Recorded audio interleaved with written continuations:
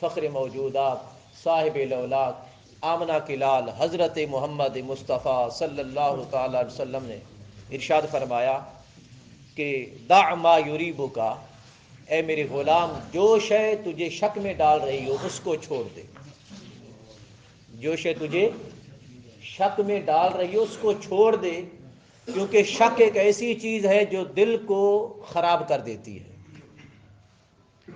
جس چیز پہ تیرا دل جم جائے کہ یہ ٹھیک ہے میرے لیے، اس کو اختیار کر، یہ حلال ہے میرے لیے، اس کو اختیار کر۔ شک والی چیز کو چھوڑ دے، ہو سکتا ہے وہ تیرے لیے نقصان دہ بن جائے۔ سمجھ آ گئی نا شک والی چیز کو؟ آج کے درس کا ہمارا مضمون بھی یہی ہے کہ شک والی چیز کو چھوڑ دیا جائے، شک والی چیز کو چھوڑ دیا جائے، چاہے وہ جتنی ہی بڑی ہو۔ حضور عبد القادر جیلانی رحمۃ اللہ تعالی علیہ فرماتے ہیں، اے بندہ خدا تو شک والی چیز کو چھوڑ دیا کر۔ جب تو شک والی چیز کو اپنے رب کی خاطر چھوڑے گا، تیرا رب تجھے اتنا عطا فرمائے گا، اتنا عطا فرمائے گا، سارے زمانے میں تجھے غنی بنا دے گا، سارے زمانے میں تو غنی بن جائے گا۔ تجھے صبر میں غنی بنا دے گا، تجھے قناعت میں غنی بنا دے گا، تجھے استقامت میں غنی بنا دے گا، اور تجھے رزق حلال میں بھی عنایت سے نواز دے گا۔ سمجھ آ گئی نا؟ شک والی چیز کو چھوڑ دے۔ اب اپنے بزرگان دین کو دیکھیے، سلف الصالحین اصحابہ کو دیکھیے، تابعین کو دیکھیے، بزرگان دین کو دیکھیے، ائمہ کرام کو دیکھیے۔ اب پڑھتے ہیں امام اعظم ابو حنیفہ رحمۃ اللہ تعالی علیہ کا ایک واقعہ۔ ان کے وقت میں کوفہ کا شہر، کوفے کے شہر میں چند بکریاں چوری ہو گئی۔ جب بکریاں چوری ہو گئی نا، آپ کو پتا چلا کہ میرے شہر میں بکریاں چوری ہو گئیں، آپ رحمۃ اللہ تعالی علیہ نے لوگوں سے پوچھا، مجھے بتاؤ کہ بکری کتنے عرصے تک زندہ رہ سکتی ہے؟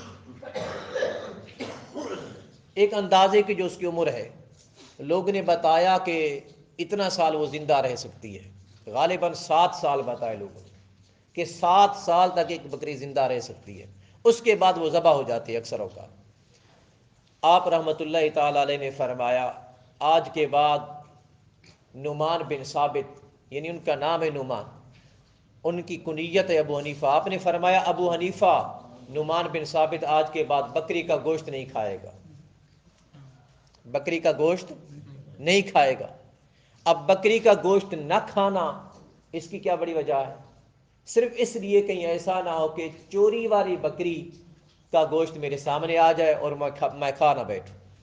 وہ شک والی چیز ہے نا، سمجھ آ گئی نا؟ میرے لیے حلال ہے یا حرام، یہ شک والی شے ہے۔ شک والی شے کو آپ نے ترک کر دیا۔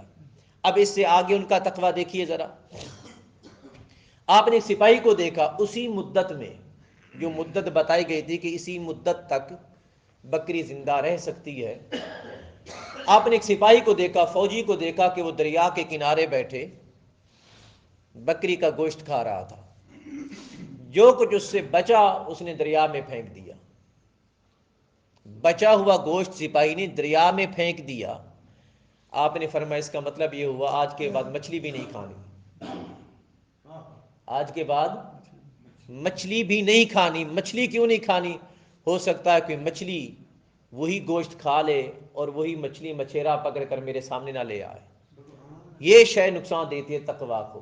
سمجھ آ گئی نا؟ یہ لوگ شک والی چیز کو کتنی دور اندیشی سے دیکھتے تھے، کتنی دور اندیشی۔ آخر کار بھئی یہ ایسا کرتے کیوں ہیں؟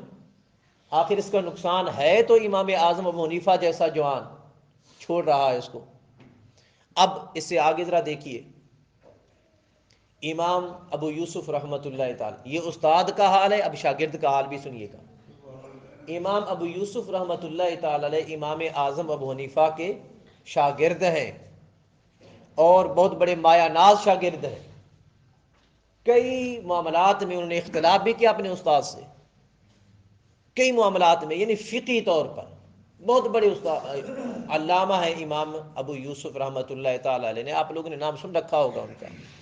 آپ کے جب وصال کا وقت آیا، وصال کے وقت سے کچھ وقت پہلے آپ رونے لگے، اب زار و قطار رونے لگے۔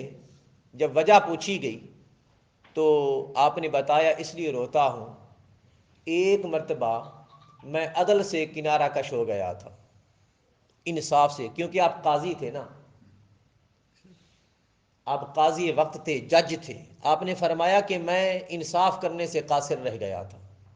جب پوچھا گیا کہ کیسے، آپ نے تو ساری زندگی انصاف سے کام لیا، آپ کے سامنے اگر بادشاہ بھی آ گئے تو آپ نے صحیح فیصلہ سنا دیا۔ آپ نے فرمایا ایک مرتبہ وہ یوسف عدل سے قاصر رہ گیا تھا۔ جب پوچھا گیا کس وقت، کہنے لگے کہ ایک مرتبہ میرے سامنے ہارون الرشید وقت کا بادشاہ، اس کا معاملہ اور ایک نصرانی شخص کا معاملہ میرے سامنے آیا تھا۔ نصرانی شخص نے دعویٰ دائر کیا تھا، جب ان کا معاملہ میرے سامنے آیا، اگرچہ میں نے فیصلہ ہارون الرشید کے خلاف سنایا تھا، فیصلہ ہارون الرشید وقت کے بادشاہ کے خلاف سنایا تھا، لیکن میرے دل میں چاہت یہ تھی کہ ہارون الرشید صحیح نکلے، بادشاہ صحیح نکلے اور نصرانی غلط ثابت ہو۔ میرے دل کی یہ تمنا تھی کہ ہارون الرشید صحیح نکلے۔ اب میں روتا دل کی اسی تمنا پہ ہوں، کہیں ایسا نہ ہو کہ کل قیامت کے دن میرا رب مجھ سے پوچھ لے، ابو یوسف تو جج کی مسند پر بیٹھا تھا، عہدہ قضا پر بیٹھا تھا، تو قاضی تھا، تیرا دل ایک طرف جھک کیوں گیا تھا؟ اس شے کا مجھے جواب دے۔ اگر اس شے کے بارے میں مجھ سے میرے رب نے سوال کر لیا تو میں کیا جواب دوں گا؟ اب دیکھیے، یہ ہے ان لوگوں کا تقویٰ۔ تقویٰ اب یہ شک والی چیزیں سارے کی ساری، ہو سکتا ہے میرا رب مجھ سے سوال کر لے، ارے ہم کتنے ہیں جو شک تو شک، پتہ بھی ہے سب کچھ سامنے ہے، یہ حرام ہے، حرام ہونے کے باوجود بھی ہم اس کو لیتے ہیں۔ آپ جانتے کہ حرام کھانے اور کھلانے کا نقصان کیا ہے؟ اگر ایک لقمہ بھی، کئی بار یہ میں نے آپ کو حدیث پاک پڑھ کر سنائی ہے، تاجدار کائنات صلی اللہ تعالی علیہ وآلہ وسلم نے فرمایا اذا وقعت لقمۃ من الحرام فی بطن ابن آدم، آقا نے فرمایا جب ابن آدم کے پیٹ میں ایک لقمہ حرام کا جاتا ہے، صرف ایک لقمہ، زیادہ نہیں، صرف ایک لقمہ، جس کو آپ ایک گیرا سمجھتے ہیں، ایک لقمہ جب پیٹ کے اندر جاتا ہے، فرمایا لعنہ کل مالک فی الارض والسماء، فرمایا زمین و آسمان کے سارے فرشتے اس پر لعنت بھیجتے ہیں۔ اللہ اکبر، یار زمین و آسمان کے فرشتے اس پر لعنت بھیجیں۔ لعنت کا مطلب جانتے ہیں؟ لعنت کا مطلب ہے تو اللہ کی رحمت سے دور ہو جائے، تجھے تیرا رب اپنی رحمت سے محروم کر دے۔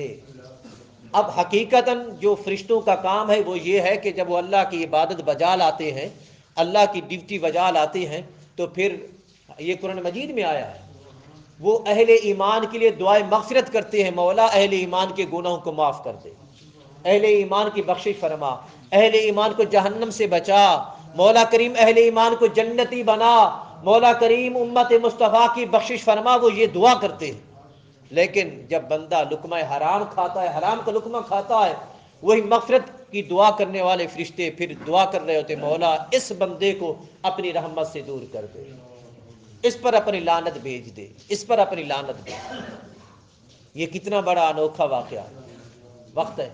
اس کے بعد آقا علیہ الصلوۃ والتسلیم نے فرمایا اگر بندہ اسی حالت میں مر جائے کہ حرام کا لقمہ اس کے پیٹ میں تھا، فرمایا فمأواہ جہنم، تو اس کا ٹھکانہ جہنم ہوگا۔ اللہ اکبر، اس کا ٹھکانہ جہنم ہوگا۔ حرام سے بچیے گا، حرام سے بچیے گا۔ آج ہمارے معاشرے میں سب سے زیادہ جس حوالے سے حرام کھلایا جا رہا ہے وہ سود کی صورت ہے۔ سود کی جتنی صرف ایک صورت نہیں ہے، آج معاشرے میں کئی صورتیں وجود میں آ گئی ہیں حرام کی۔ خدا را جب اپنا لین دین کریں، کوئی معاملہ کریں، کوئی کاروبار کریں، کسی عالم دین سے رجوع کر لیا کریں، میں یہ جو کام کر رہا ہوں یہ میرے لیے حلال ہے یا حرام ہے؟ یا تیرے پوچھنے سے کیا ہوگا؟ کتنا وقت لگے گا؟ تھوڑا سا وقت